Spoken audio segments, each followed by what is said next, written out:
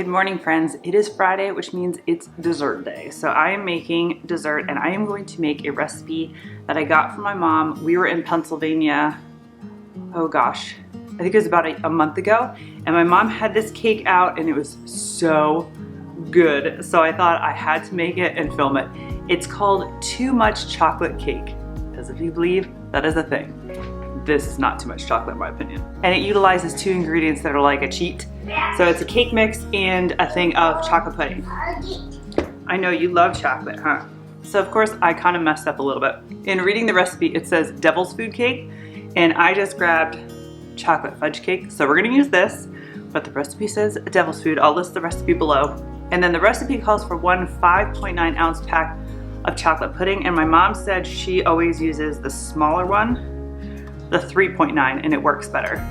She didn't elaborate, but that's what I'm gonna do. And then it's just sour cream, oh I need to grab that, vegetable oil, eggs, water, and then some chocolate chips. And then we're going to put that in a bundt pan, bake that, and then what my mom did, not in the recipe, she put a can of frosting on it to make it over the top. So that's what I had at my mom's house. I am 24 weeks pregnant, and that is what I'm craving, so that's what we're making today.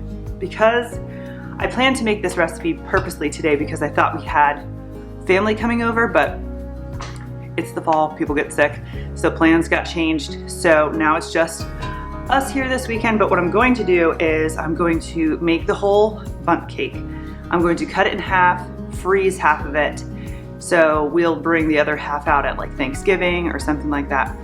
I don't need a whole bundt for just me, Matt, and Paul for the next few days. So that is the game plan. Let me go grab the sour cream and we'll put this guy together.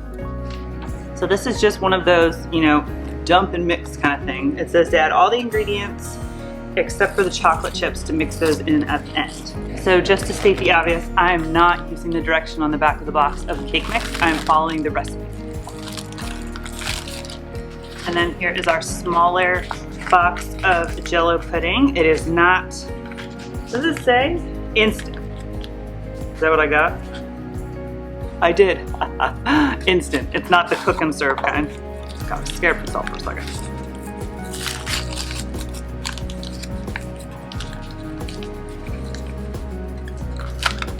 So the next thing is a cup of sour cream. Whenever I see a cup of sour cream, I just make my life easy and get the 8-ounce tub, so you don't even have to measure it, but that's just me.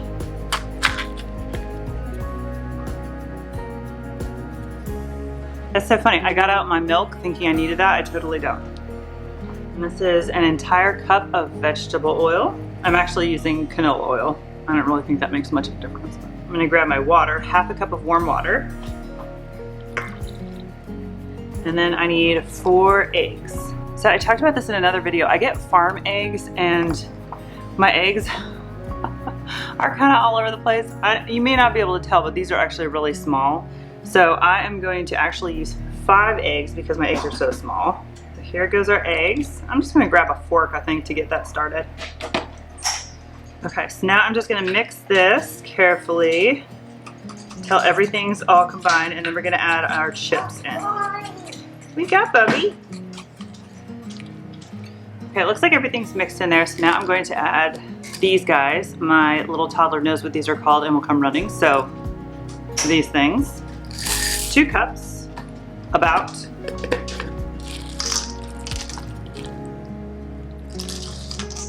Okay, so now for my bundt pan, I learned this tip from Bake It Up a Notch recently. It's another YouTube channel. And Erin was talking about spraying your bundt pan right before you use it, not right before you start, because sometimes the oil will sink down into those cracks and stuff and you can get things sticking. So I'm gonna spray right now. Okay, so that is all sprayed. And I'm just gonna do my best to get this in here and not make a mess. We're just gonna put some in here. See how talented I am. Spin it a little bit. I mean, we can push it around when it all gets in there, but. Paul just gave me his little lockbox toy. So I'm gonna go play with him.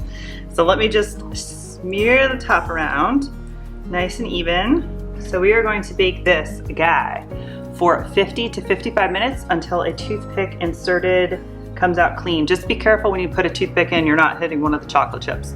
bundt pans do take a long time because they are so thick. So this guy's going in for about an hour, and I will show you what he looks like when he comes out. Okay, here we go. The scariest part about a bundt cake. This was in there for about 52 minutes. The recipe said 50 to 55. I smelled it at 50 and I just got distracted by something for a couple minutes. But I took this out at 10, it's 10:15. It looks like it's pulling away. My mom said she did get a lot of chocolate chips stick to the bottom. So we shall see what happens. Here's my rack. You don't want to leave it in the bundt pan too long because it could stick. All right, I heard a thud. That sounded promising.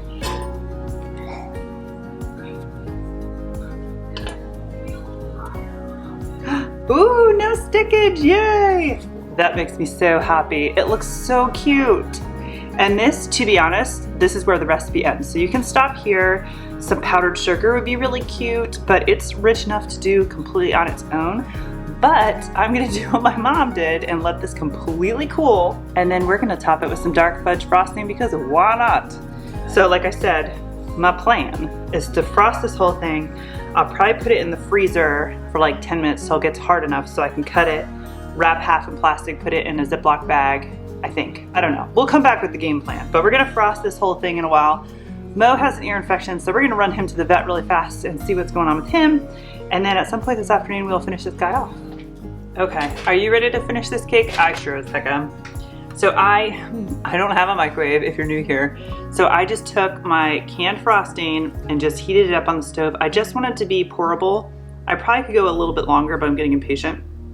So I'm going to do that. You don't have to. I just think it looks nicer. It's easier to spread around. And then I have these adorable little sprinkles that are fall festive. So I figure why not? I'm gonna sprinkle some of those on top. So I'm just going to put this all over.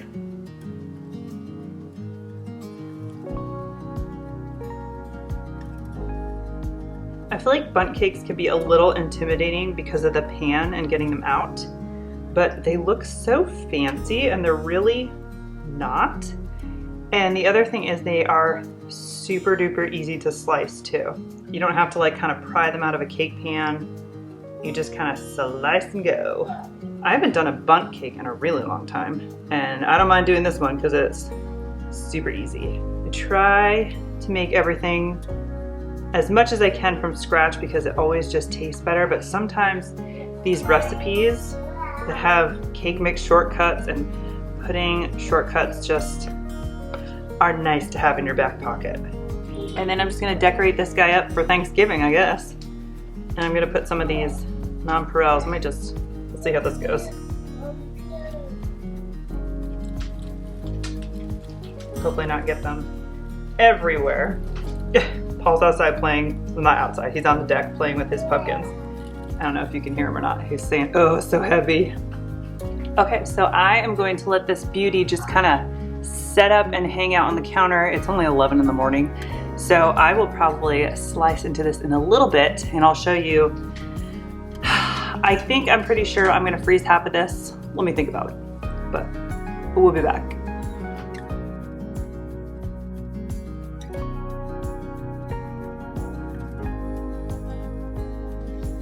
Okay, let's do some cake surgery.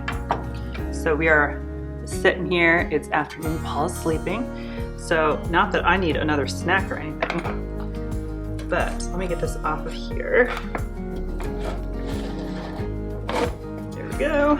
Okay, so I have a little tray here with a sill pad. I'm going to just cut down the middle, put half here. I'm gonna put this in my deep freeze and let it freeze completely solid.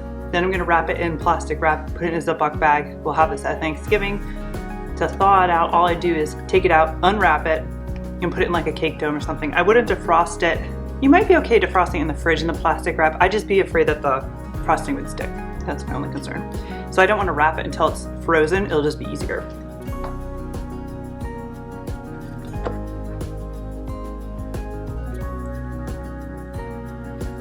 That was a very weird way to cut a cake in half. So let me transfer this. I'd love to show you up the inside, but I'm a little terrified to do that. Actually, I can do it on here, can I? So there's a shot. So let me go put this in the deep freeze. Be right back. I have 3 plates here. A little one. And 2 big ones. Because my household is a household divided. Some people like cold cake, some people do not. I do not, Matt does. So to be nice to him, I'm gonna put half of this on a plate. I guess, you know what, I don't need that big plate. Let me get 2 more small plates. Okay, so he's a little wobbly. I'm gonna pop this in the fridge. This is Matt's section that he can eat off of. I'm just gonna do the same thing. I'm gonna let the frosting harden in the fridge for like, I don't know, an hour or so, and I'll cover this with plastic wrap. I'm about to make myself a cup of tea, I think. I'm gonna cut myself a smaller than normal. I mean, I am a girl that can eat a piece of cake, and I'm probably gonna have some later on, but I actually had leftover soup for lunch, so I'm actually kind of full at the moment. And then the rest of this, I'm just gonna put on another little plate, and I'll just put that off to the side. I haven't quite figured out what I'm gonna do with this. I know Paul's gonna want some, so after dinner, when we have our dessert, I'll probably just slice it up and put it in a container or something, leave it on the counter. But I'm just gonna put this aside for a sec. Okay, so let's try some of this. So here's my little itty bitty slice. I don't know if that picks up how delicious the cake is, and there's chocolate chips in there. Paul's asleep, so we can say chocolate chips. So let me see how it tastes. I mean, it's delicious. I didn't even use the devil's food cake. I didn't follow my mom's directions. I didn't even use the right cake mix, and it's still really good. The bottom part, which is like the top of the bun, is still like a little crispy. It won't be like that in a couple of days, but, and then there's like chocolate chips in there. It's so good. You definitely want milk, coffee, or tea with this because it is very decadent. So I hope you guys give this a try. If you do, let me know in the comments below. Give this video a thumbs up if you like videos like this. Subscribe if you haven't, and I will see you next time. Bye.